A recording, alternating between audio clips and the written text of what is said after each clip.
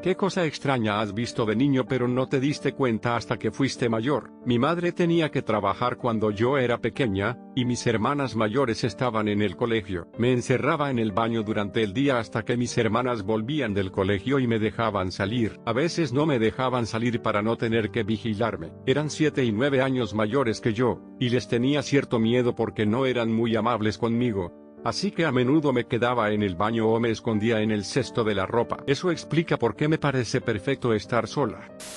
Vivía en una casa adosada. Por la noche, en mi habitación, oía a los niños de la puerta de al lado gritar y llorar. Mis padres llamaron a la policía una vez, pero el hombre alegó que estaba jugando con sus hijos, y no los dejó entrar y aparentemente la policía no pudo hacer nada. Cuando fui mayor me enteré de que el hombre había intentado matar a toda la familia, niños y bebé incluidos, con unas tijeras.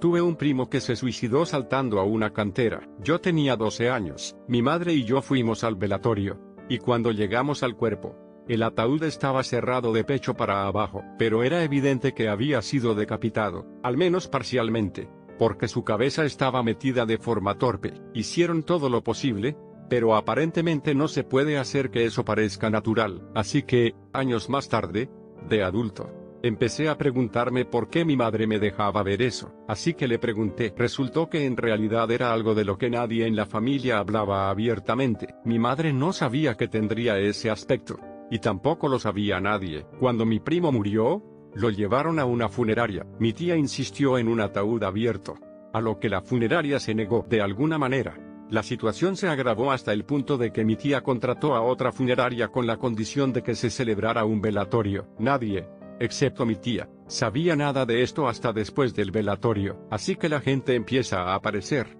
ve el cuerpo y ve que no tiene cuello y que fue decapitado. Y no es como si pudieras ir por ahí y decir: para tu información, el tipo muerto está todo jodido por haber saltado a una cantera y realmente no deberías mirar.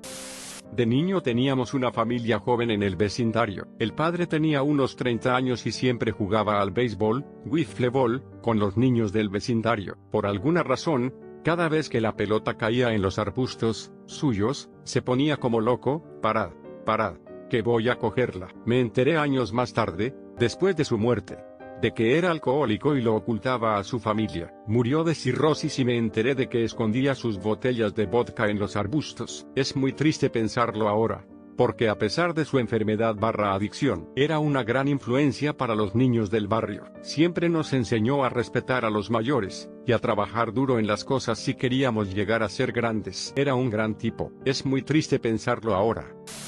Cruzando este comentario de otra pregunta del año pasado que era similar, mi madre a veces nos hacía jugar a un juego llamado Ejército, que consistía en que mi madre, mis hermanos y yo nos arrastráramos por nuestro apartamento. Una especie de juego de escondite. Ella gritaba: golpea la cubierta, al azar, y todos nos dejábamos caer y encontrábamos un lugar para escondernos. Nos reíamos y reíamos mientras mi madre se arrastraba en busca de nosotros. Nos encantaba el juego. Hace unos años me di cuenta, al volver a contar la historia, de que vivíamos en un barrio realmente terrible, y que ella lo gritaba cuando oía disparos fuera del edificio. Supongo que le preocupaban las balas perdidas.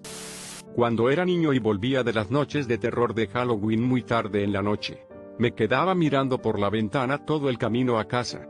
Vi un camión con el parabrisas completamente destrozado, y un hombre sentado muy rígido y antinatural delante de él. Ahora, cuando paso por ese mismo lugar, hay una lápida conmemorativa y me doy cuenta de que ese hombre probablemente estaba muerto o moribundo y fue lanzado a través del parabrisas. Cuando tenía unos 6 o 7 años, recuerdo que estas dos niñas llegaron a nuestra casa y procedieron a golpear a mi madre. Mi madre, que no tenía más de 26 años, fue empujada al cubo de la basura. No podía salir, y recuerdo que solo lloraba y abrazaba a mi hermana pequeña, que no tenía más de 1 año en ese momento. No me di cuenta hasta que tuve unos 17 años. Nunca olvidé cómo era mi madre llorando y sangrando mientras intentaba salir del cubo de la basura.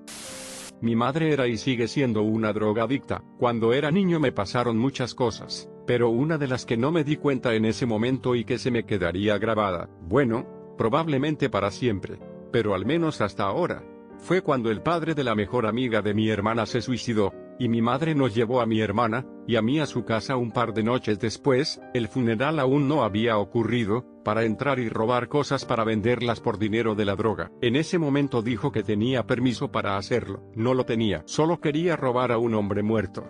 Y nos llevó con ella para que la ayudáramos a llevar las cosas. Todavía me siento culpable por ello. Estaba visitando a mis abuelos en Suiza cuando tenía unos 8 o 9 años. Una noche estaba en el balcón mirando a la calle, y vi que una furgoneta blanca se detenía al lado de la carretera, y 3 o 4 hombres se bajaban de ella, y corrían hacia un hombre que caminaba y lo agarraban, lo derribaban y lo llevaban a la parte trasera de la furgoneta. Luego se alejaron rápidamente. Todo sucedió muy rápido, tanto que el hombre apenas tuvo la oportunidad de pedir ayuda. Yo no entendía lo que acababa de ver. Así que le pregunté a mi abuelo. Recuerdo que se miró los pies durante mucho tiempo, antes de decirme que no me preocupara. Algunos años más tarde hablé con mi padre sobre el tema. Me dijo que en aquella época, muchos inmigrantes de lugares como Kosovo eran secuestrados de esa manera, y que era una especie de guerra territorial. Se me murió un chico en los brazos cuando tenía 15 años, alrededor de 2007. Había robado el coche de mi madre para escabullirme a casa de mi novia en mitad de la noche. Cuando volvía a casa, alrededor de las 2 de la madrugada, vi un coche estrellado en el arcén. Por supuesto, paré y llamé al 911. Había cogido una linterna de la guantera de mi madre, y estaba escudriñando el campo junto a la valla contra la que se había estrellado el coche porque no había nadie dentro. Escaneaba por encima de un cuerpo en el campo. Me apresuré a acercarme mientras hablaba por teléfono con el 911, y me dijeron cómo comprobar el pulso y me ayudaron a realizar la RCP. Ese verano fui socorrista pero estaba acojonado, así que me lo explicaron tranquilamente por el altavoz. En algún momento, después de un rato, empezó a respirar de nuevo, pero era una respiración muy irregular y terrible. Dejó de respirar de nuevo menos de un minuto después de lo que sonaba como sonidos muy líquidos en su respiración. Intenté de nuevo la reanimación cardiopulmonar en vano.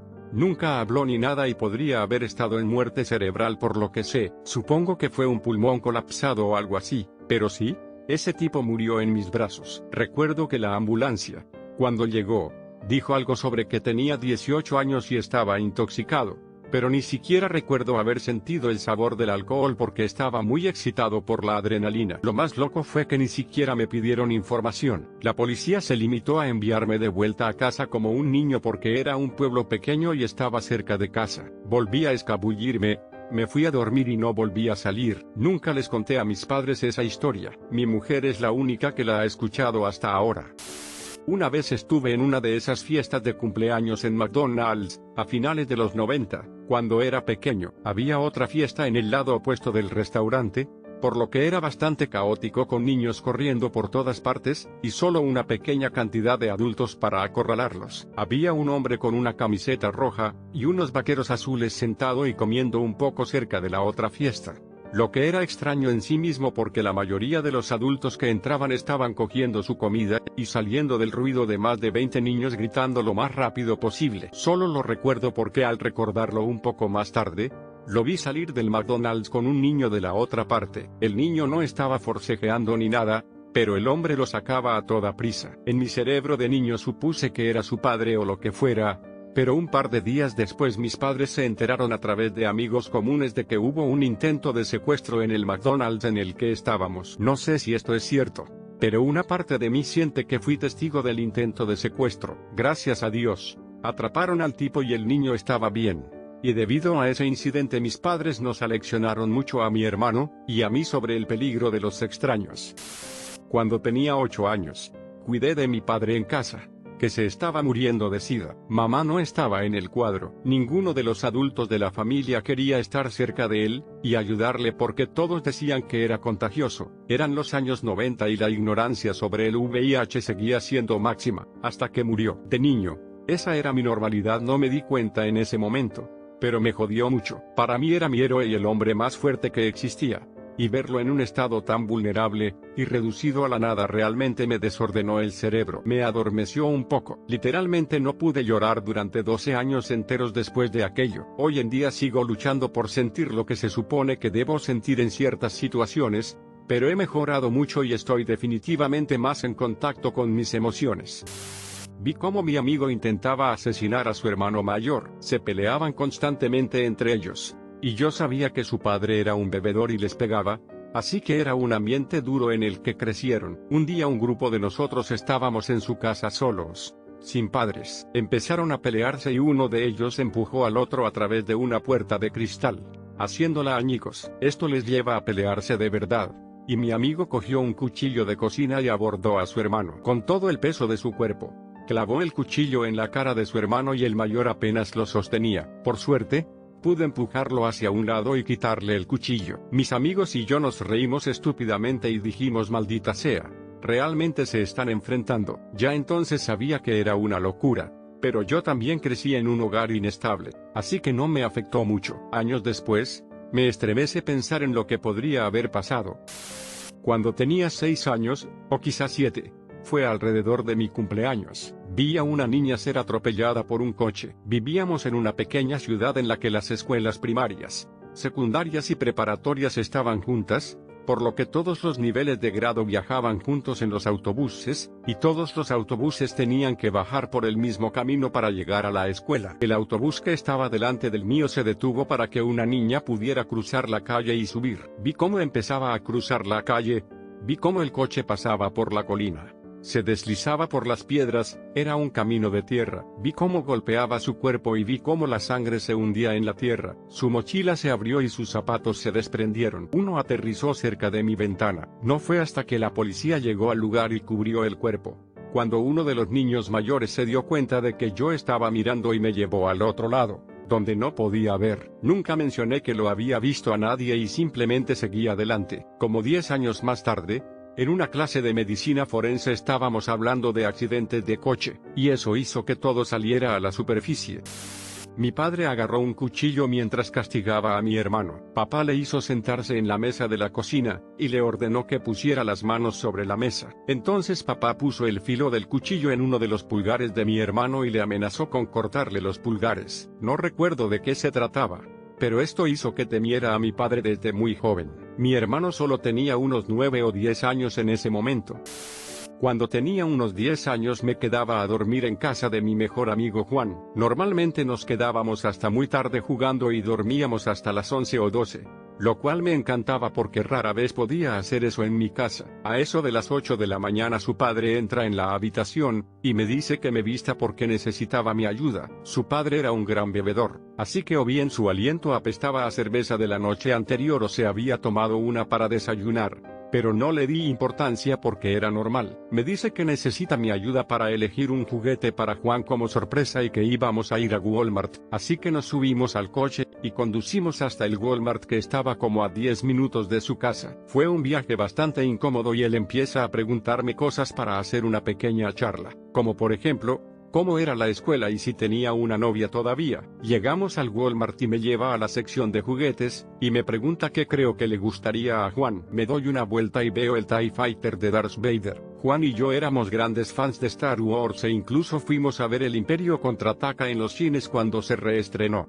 Así que sabía que le gustaría. Compra el juguete y luego tenemos otro incómodo viaje de vuelta en coche. Me agradece la ayuda y me pide que guarde el secreto. Me volví a poner el pijama y traté de volver a dormir. Pero unos 10 minutos después entra su padre, y le sorprende con el juguete y me hace un guiño. En ese momento pensé que era algo muy bonito que su padre hiciera por él. Pero años más tarde descubrí que la razón por la que fuimos a esta misión para conseguir el juguete era porque él había estado muy borracho un par de noches antes y había golpeado a Juan. Así que quería compensarlo. Así que lo que yo creía que era un momento sano se vio empañado cuando me di cuenta de lo que había hecho, y también del hecho de que probablemente estaba borracho cuando me llevó a Walmart. En mitad de la noche, aquel día después de Navidad, cuando tenía 5 años, me desperté con gritos y fuertes ruidos procedentes del salón. Salí de mi habitación y entré en el salón, y vi el árbol de Navidad volcado, y a mi madre agarrándose el pecho y respirando con dificultad. Mi padre le gritaba que se quedara con él. Yo no entendía nada porque ella estaba allí mismo. Mi hermana pequeña salió de su habitación y empezó a llorar. Mi papá me dijo que tomara la mano de mi mamá y que él regresaría enseguida. Me agarré a mi madre con una mano, y a mi hermana pequeña con la otra mientras mi padre corría a buscar al vecino para que se quedara con nosotros, y pudiera llevar a mi madre a urgencias porque la ambulancia estaba tardando demasiado. Mi madre tuvo su primer ataque al corazón esa noche, a los 30 años. Mi madre se pasaba todo el día en el ordenador en chats hablando con su amiga, mientras papá estaba en el trabajo. Estaba tan pegada al ordenador que mis hermanos y yo podíamos entrar en la habitación y gritarle cosas intentando llamar su atención, y ella ni siquiera se daba cuenta de que estábamos allí. Nos ocupamos de nosotros mismos. Yo tenía como 10 años y me vi obligada a dar el biberón a mi hermano pequeño durante ese tiempo, y a cuidarlo porque mi madre no quería hacerlo de otra manera. Lo que realmente odio es que estoy bastante seguro de que le dije a mi padre que tenía que ser su cuidador, y no hizo nada para mejorar la situación para mí. No sé si él sabía que ella tenía esta aventura emocional o no, pero, ¿cómo podría no haberlo hecho? De todos modos, un día mi madre decidió que íbamos a dejar a mi padre mientras él estaba en el trabajo para que ella pudiera escaparse y estar con esta amiga. Nos cogió a mí y a mis 5 hermanos pequeños mientras mi padre estaba trabajando y nos llevó en un viaje por carretera a través del país desde DNV hasta O para sorprender a su amante online, que también estaba casado. Y una vez que llegamos a Ohio y le dijo que estábamos allí, él se asustó y la dejó plantada. En ese momento, la situación fue confusa para mí porque mis hermanos y yo solo queríamos volver a casa. Más tarde me di cuenta de que mi madre siempre ha sido una persona muy inestable emocionalmente, y que mis hermanos y yo tenemos fuertes traumas ahora como adultos a causa de ello. Cuando era niño, todos los niños dormían en el sótano en Nochebuena para dejar espacio a Papá Noel para que dejara los regalos. Esa noche había mucho ruido procedente de la calle, pero no podíamos ver nada porque la nieve cubría las ventanas de salida. Mi madre bajó y nos dijo que nos quedáramos allí, pero pronto oímos sirenas y vimos las luces de la policía reflejadas en la nieve. Había mucho revuelo que no podíamos ver. Entonces mi padre bajó las escaleras con el mismísimo Papá Noel. Nos dijo que su trineo se había estrellado en la nieve, y que los amables agentes de policía le estaban ayudando a desatascarse y, mientras ellos trabajaban, él estaba visitando a los niños del barrio. Sacó un regalo para cada uno de nosotros, y se sentó con mi familia mientras los abríamos y cantábamos algunas canciones navideñas. Cuando las cosas se calmaron fuera volvió a repartir juguetes. Años más tarde me enteré de que hubo una gran pelea de bandas frente a nuestra casa, y que algunas personas murieron justo en la puerta. Un hombre mayor de nuestra iglesia vivía al final de la calle y, sabiendo que mis padres tenían sin duda niños asustados en casa, se puso su traje de Papá Noel y vino cuando llegó la policía. Papá Noel era un héroe para mí cuando era niño, pero ese hombre es un héroe para mí ahora.